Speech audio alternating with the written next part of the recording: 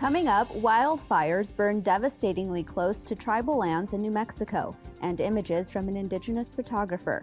Plus, may the 4th be with you. We speak with the Dene citizen who made it their mission to hear Star Wars in their language.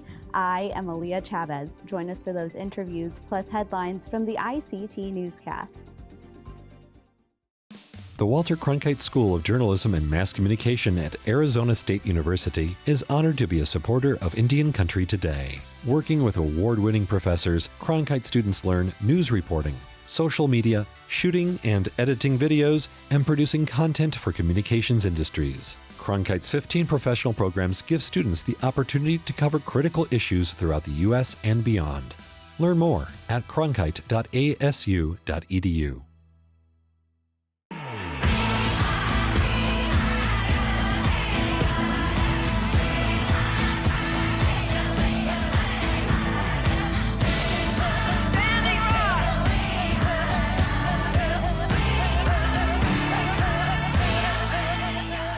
This is the ICT Newscast with Aaliyah Chavez.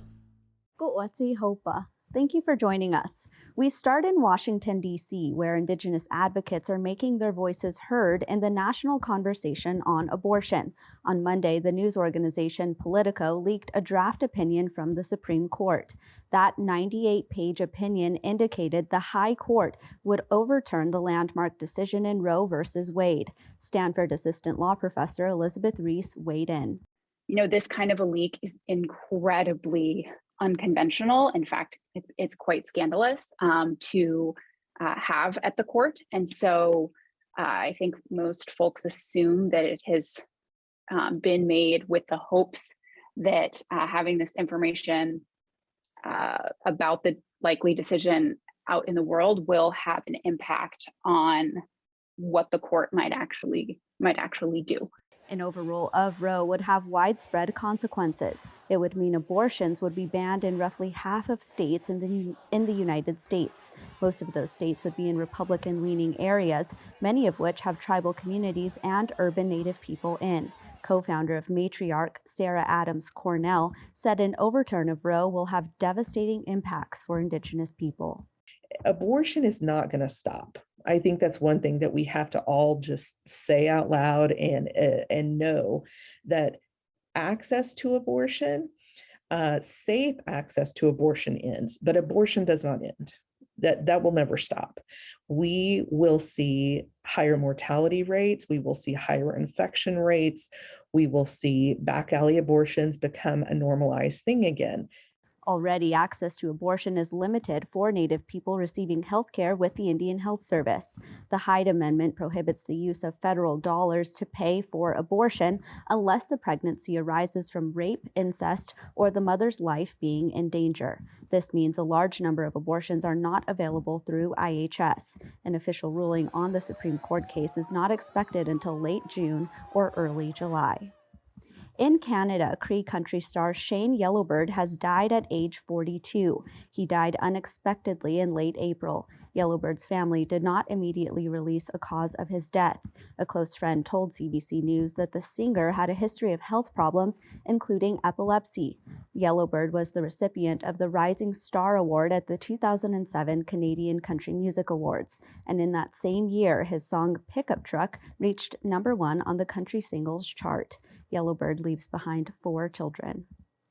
Emily Reisling has been missing since October of 2021. Her family and friends say they refuse to give up hope. The disappearance of the 33-year-old Hoopa Valley citizen is the latest in the alarming string of cases involving Indigenous people. ICT producer and correspondent Vincent Moniz has this special report.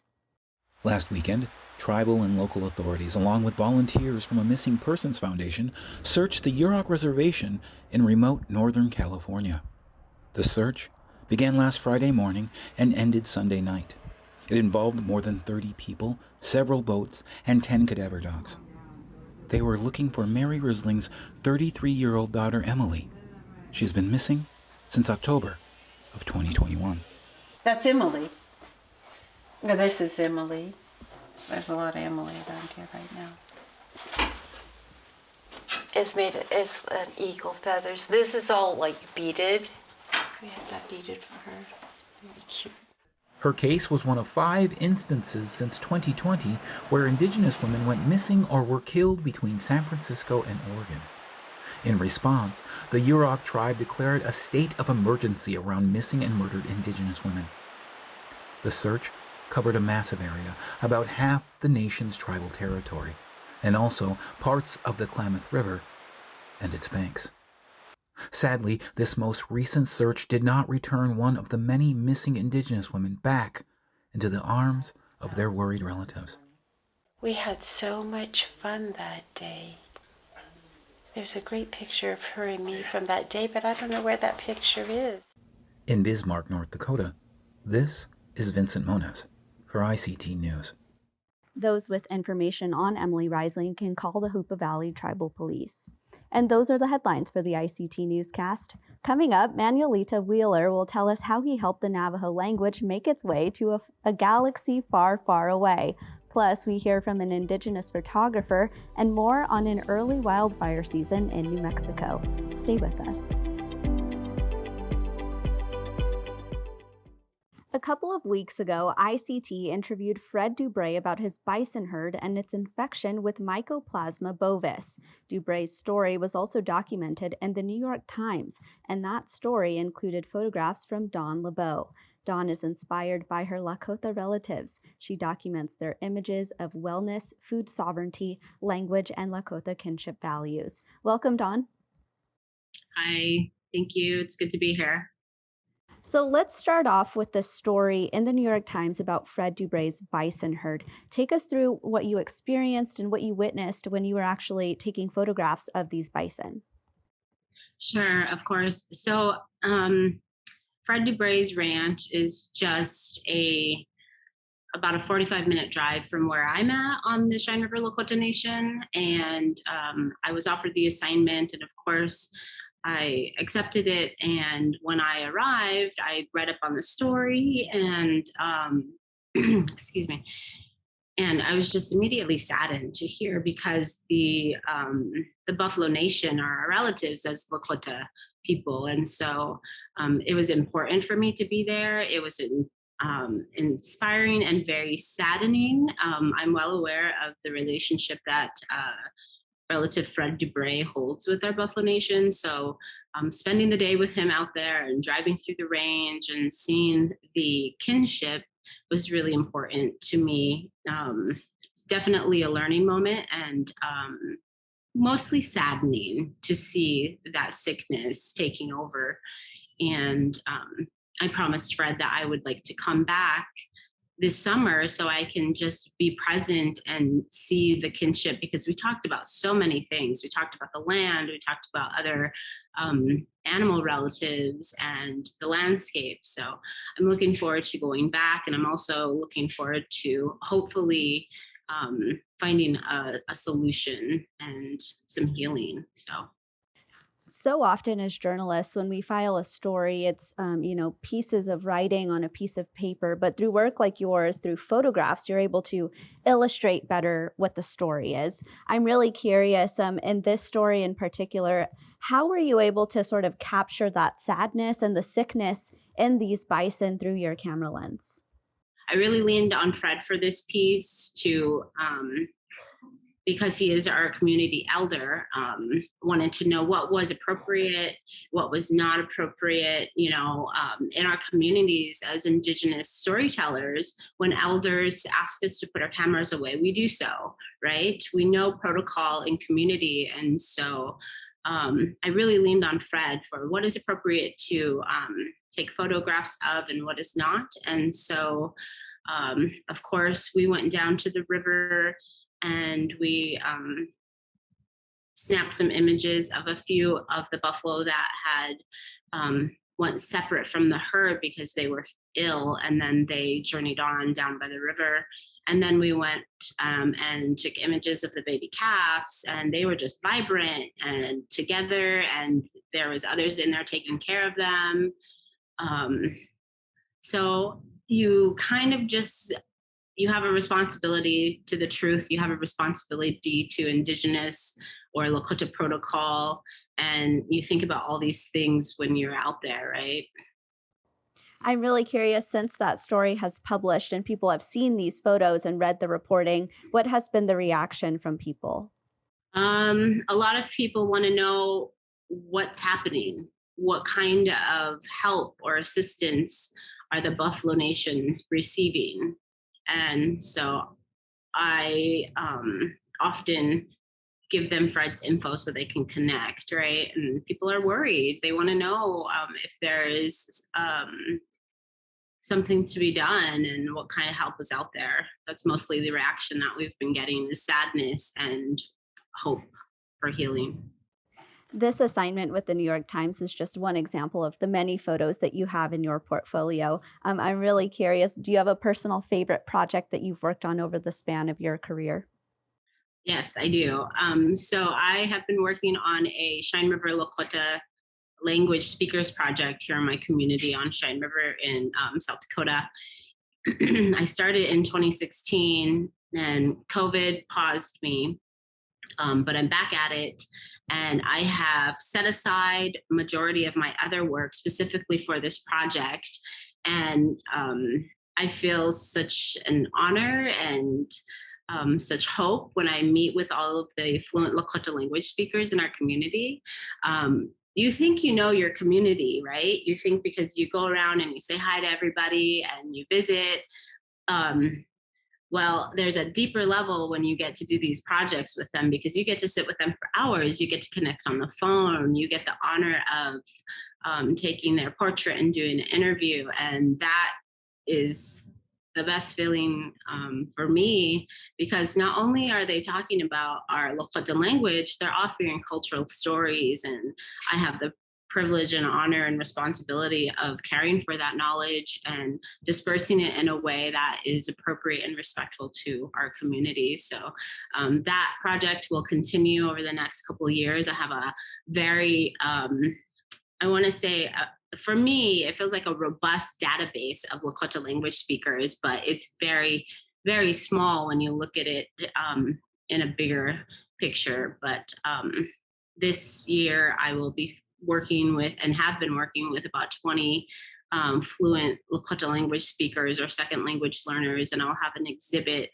this fall, and I'm really excited about it. And then I'll continue into next year and then the following year. So. Well, Dawn, you'll have to visit us again so that we can see these photos and your work. Thank you so much for being here today.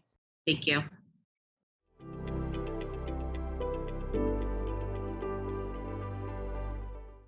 It took 16 years for Manuelito Wheeler's dream of hearing Star Wars in the Dene language to come true.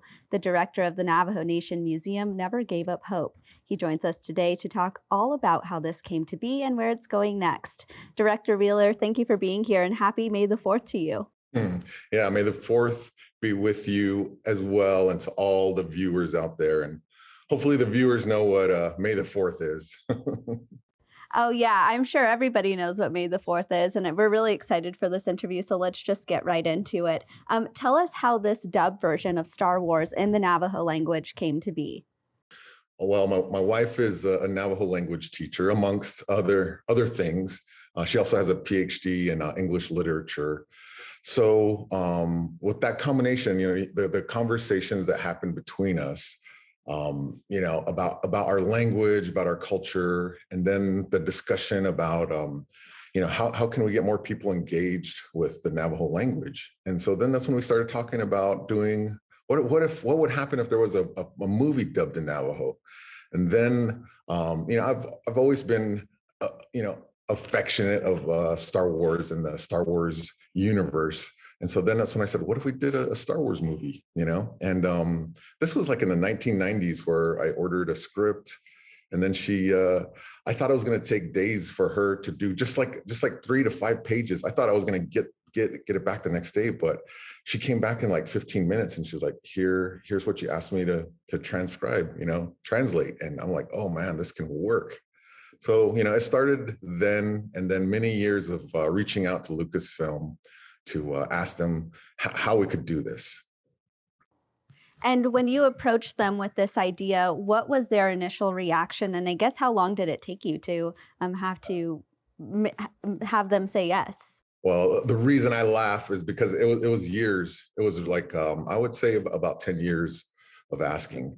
And I always, remind people, young people like yourself probably didn't understand that there used to be a world with no internet. And, so I was like reaching out. The internet was kind of brand new, reaching out to Lucasfilm and various parts of their company and just email. And it wasn't like I was bothering them every day. It was more like an email or a phone call, probably like once every 6 months. And then finally, in I think it was 2012, I got an email back from Lucasfilm, and it said, "This project sounds interesting. We would like to meet with you to discuss it further." And that's when I remember sitting in my office as the director. I was a new director of the Navajo Nation Museum, and I just was like, "Wow, I cannot believe this is happening." I might have even yelled, but I'm so composed that I don't yell. But I'm being sarcastic. I think I did yell when I got that email. And when you saw the film for the first time, actually translated into Navajo, tell us what that reaction was like.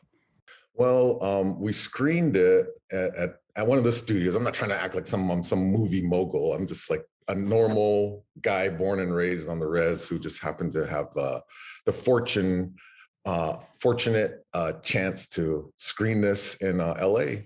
And so we went over there to LA, and we went to one of their screening rooms, and it was just like this surreal experience. You're sitting in the small theater, and then the movie comes up, and and the crawl is in Navajo. Even the part where it says "a long time ago in a galaxy far, far away," that came up, and it was in the Navajo language.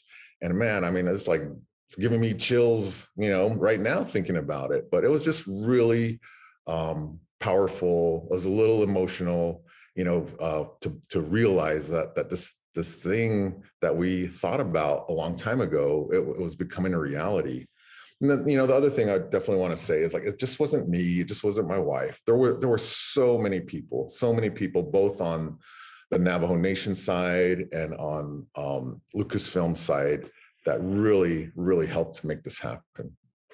This might seem like a really simple question, but why is it important that big movies like Star Wars, are translated into a language that elders and children and everyday Navajo citizens hear all the time?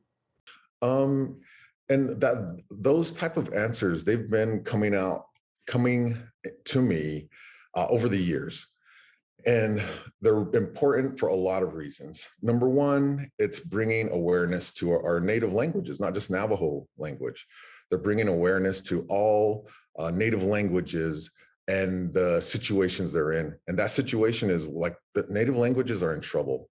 If we don't do anything consciously right now, we're going to lose our language. And there are many tribes throughout our own country that their languages have gone extinct. And I think that's just a tremendous tragedy, that the original inhabitants of this continent, for those languages to be gone. And when those languages go, it really impacts the culture. And so, that's why it's important. So they're fun, but they also bring awareness to a serious situation for Native people. I want to make sure our viewers know where they can actually watch the Navajo version of Star Wars. Tell us where they can find it.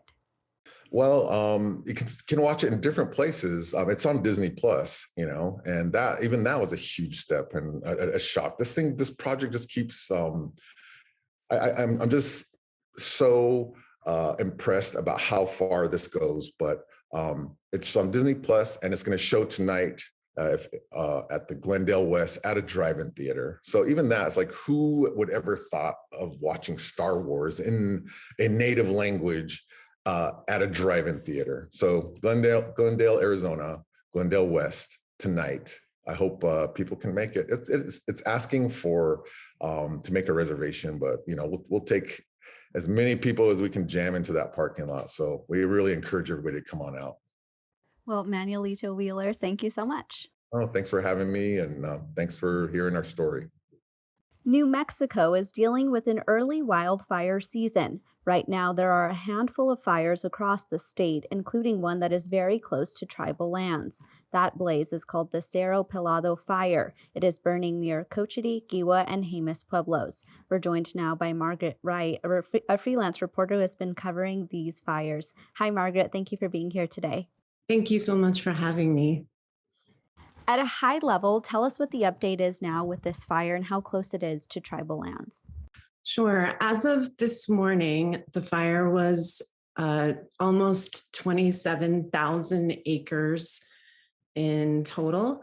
And luckily, despite some pretty severe heat and winds yesterday, they managed to keep it from spreading too much further. I think another 2,000 or so acres did catch fire last night. And also, as of this morning, the closest proximity to local tribes included Jemez Pueblo, which I believe the fire was about 13 miles from that land. And it's also, as of last night, the fire had just started encroaching onto Cochiti Reservation territory. The firefighting teams working there said that that part of the fire is on fairly rocky land with not too much vegetation. So the fire is not likely to move too quickly through that area, but it is encroaching upon Cochiti Reservation territory. And are we sure yet how much this fire has been contained? As of today, it's about 13% contained. I also know that fire crews have been trying really hard to keep the fire from spreading across Highway 4, which runs through the mountains. It is in danger of crossing Highway 4 and igniting the grasslands in the Valles Caldera Reserve. So there's crews working really hard to make sure that the grassland is protected. You've been attending the public meetings where fire officials are giving really important updates, not just to local residents, but to tribal leaders and to tribal citizens. What are you witnessing at those meetings? Well, so far there's been pretty enthusiastic conversation in some ways about how closely the state and federal authorities are collaborating with tribal administrators to keep people safe and informed. But I'm also hearing from people that there is frustration. And as one tribal historical preservation officer mentioned, he said that there are members of the tribe who are feeling pretty severe emotional pain, seeing that the fire is spreading throughout ancestral lands, with a lot of still to be properly preserved sacred and historical sites. And there's both current and historical frustration about lack of collaboration between tribes and particularly federal authorities when it comes to managing those kinds of sacred sites and places that are in need of further preservation. I actually want to add a bit of reporting there because, as our viewers know, I'm from Giwa Pueblo, and these are my very mountains that are on fire right now. And I've actually spoken to a source from Cochiti Pueblo who was talking about how the fire on a map hasn't crossed over into tribal lands, but they told me those maps are man-made and they're not historically or ancestrally what the tribal nations in New Mexico and who are home to the mountains there, what they consider their ancestral lands. And so I thought that that was a very important distinction to make, that this map hasn't officially crossed over into tribal lands, but of course, historically, those are the homelands in which a lot of Pueblo people reside and continue to have very significant ties to. So yeah, just a really big, important distinction there. The last question that I wanted to ask you about is sort of about how much the conversation at these public meetings is revolving around climate change. We've been talking so much about how fires are going to be a really distinct way that we're going to see climate change, particularly in the Southwest. So how much of a conversation has that been at these meetings? There's been pretty extensive conversation about the increasing severity of the fires because of climate change.